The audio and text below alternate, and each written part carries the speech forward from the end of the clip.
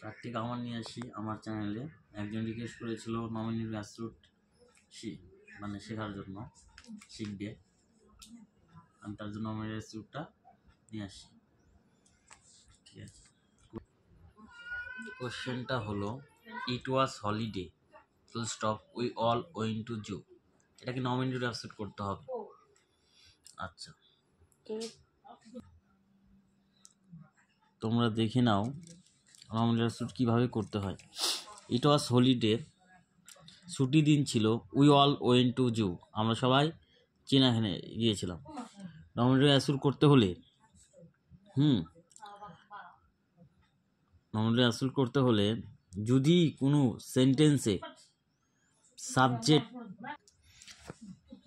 দুটা সাবজেক্ট আলাদা থাকবে, দুটা সেন্টেন্স থাকবে, দুটো সাবজেক্ট আলাদা থাকবে।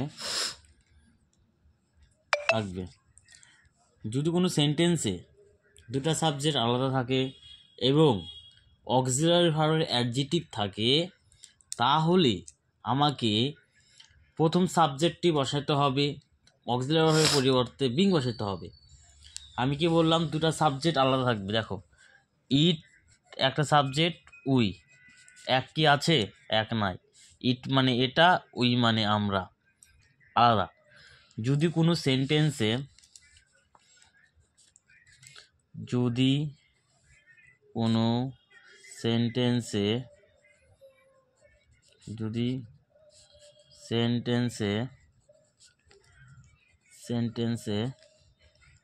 সাবজেক্টগুলো আলাদা থাকে,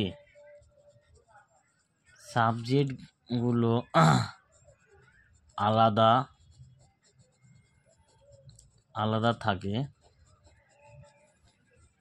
সেগুলিকেই নমিনেটিভ অ্যাবসলিউট করতে হয়। সেগুলিকেই নমিনেটিভ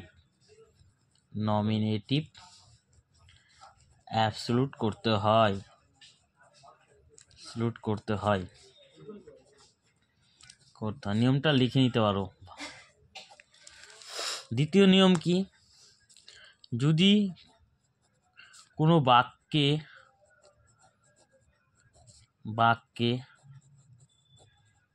বা সেন্টেন্সে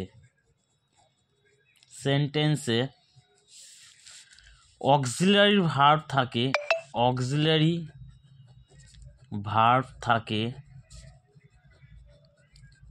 এবং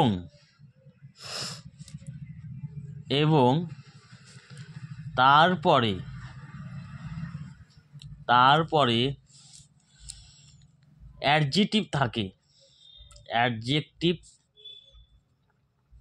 অ্যাডজেক্টিভ থাকে, তাহলে অক্সিলারি ভার্বের পরিবর্তে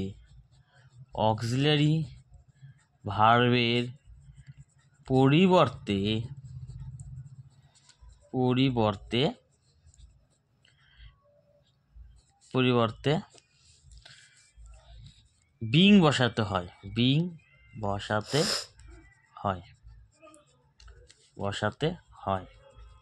ঠিক আছে, এখন আমি শেখাবো। দুটো সাবজেক্ট আলাদা আছে, আমাকে নমিনি অ্যাবসলিউট করতে হবে। এটা ইট আর উই আলাদা। প্রথম সাবজেক্টটিকে আমাকে বসাইতে হবে। নমিনি অ্যাবসলিউট করতে হলে দুটা সাবজেক্ট যদি আলাদা থাকে, প্রথম সাবজেক্টটিকে বসাতে হবে। তা আমি প্রথম সাবজেক্টটি কি আছে? ইটই বসাবো। আর অক্সিলারি ভার্বের পরিবর্তে আমি কি বললাম? যদি কোনো বাক্যে সেন্টেন্সে অক্সিলারি ভার্ব থাকে এবং তারপরে অ্যাডজেক্টিভ থাকে, এই যে অক্সিলারি ভার্ব, তাহলে হলিডে অ্যাডজেক্টিভ, তাহলে অ্যাডজেক্টিভ থাকে, তাহলে অক্সিলারি ভার্বের পরিবর্তে বিং বসাতে হবে। তাহলে অক্সিলারি ভার্ব, এটা ওয়াজের পরিবর্তে কি বসাবো? বিং বসাবো। তারপর আমাকে অ্যাডজেক্টিভ বসাইতে হবে, হলিডে করব। আচ্ছা, তারপরে এই যে ফুল স্টপটা আছে না, ফুল স্টপটা উঠে গিয়ে আমাকে কমা দিতে হবে। তারপর যা আছে তাই, উই অল ওয়েন্ট টু জু। বোঝা গেল? এটা ফার্স্ট নিয়ম। এরপর একটা সেকেন্ড কোশ্চেন আছে, দেখো। ইট ওয়াজ কোল্ড, ঠান্ডা ছিল। নো ওয়ান ওয়েন্ট আউট, কেউ বাইরে যায়নি। দেখো দুটা ইটটা দেখো, ইটটা হলো সাবজেক্ট, এটা অক্সিলারি ভার্ব, এটা অ্যাডজেক্টিভ, কল্ড মানে অ্যাডজেক্টিভ। আর নো ওয়ানটা দেখো, নো ওয়ান, ইট আর নো ওয়ান এক না, আলাদা। তার জন্য আমাকে কী করতে হবে, নমিনেটিভ অ্যাবসলিউট করতে হবে। নমিনেটিভ অ্যাবসলিউট করতে হলে প্রথম সাবজেক্টটি বসাইতেই হবে। ওয়াজের পরিবর্তে কি আমি বললাম, এই দেখো বিং বসাইছি, বিংটা বসাবো, তারপরে অ্যাডজেক্টিভ বসাতে হবে, তারপরে ফুল স্টপ উঠিয়ে গিয়ে কী করতে হবে, কমা বসাতে হবে। কমা বসালাম, তারপরে যা আছে তাই করতে হবে, আউট, স্টপ, এই নিয়মটা দিলাম।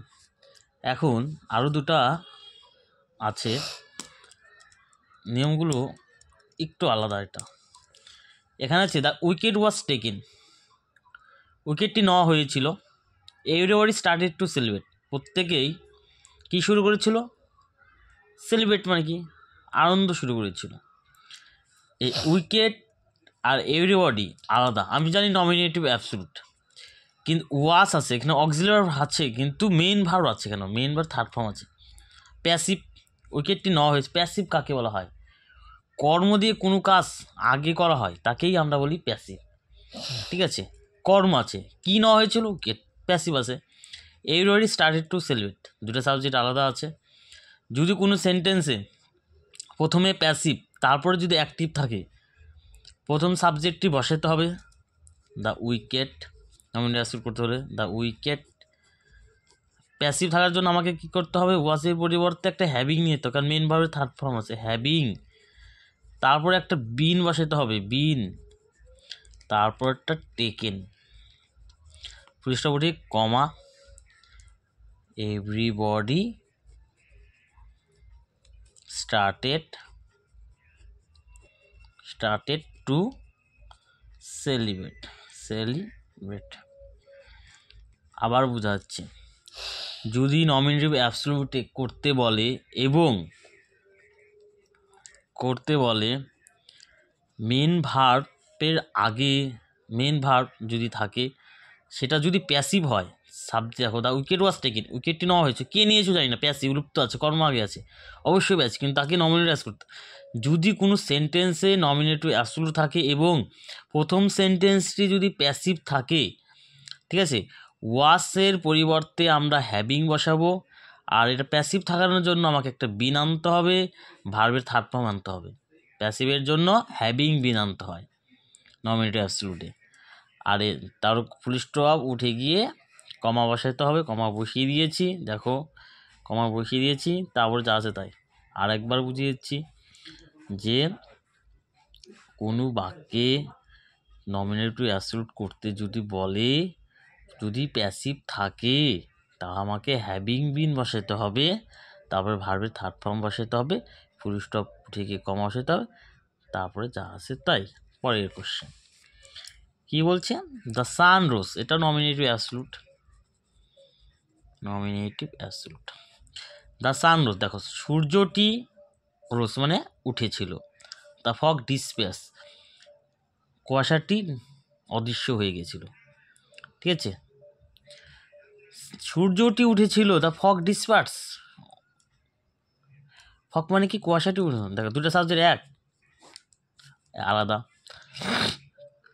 এটা তো রোজ, এটা মেন ভার্ব আছে, আর আমি অক্সিলারি ভার্বের কথা বলছি, অক্সিলারি ভার্ব অ্যাডজেক্টিভ থাকতে হবে।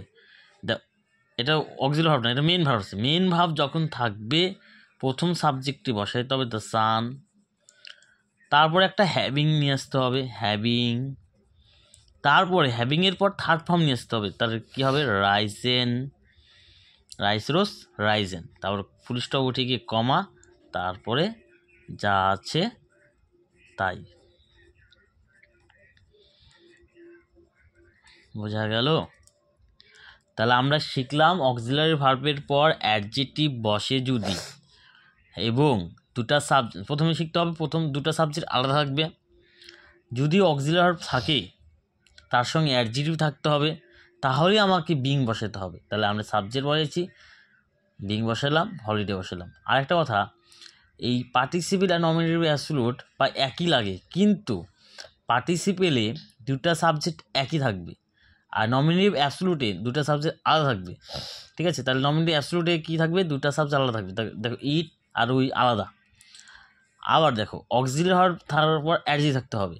নমিনেটিভ অ্যাবসলিউটের অক্সিলারি ভার্বের পর অ্যাডজেক্টিভ থাকে, তারপর বিং বসাতে হবে, প্রথম সাবজেক্টে বসিয়ে বিং বসাতে হবে। আর পার্টিসিপল অ্যাডজেক্টিভে দুটো সাবজেক্ট যদি এক থাকে, প্রথম সাবজেক্টটি বসে না, প্রথম সাবজেক্টটা কমার পর ওইটা ওখানে বসাতে হয়, কিন্তু এটা আলাদা নিয়ম, তার জন্য তোমাদের আলাদাভাবে নমিনেটিভ অ্যাবসলিউট শেখানো হবে।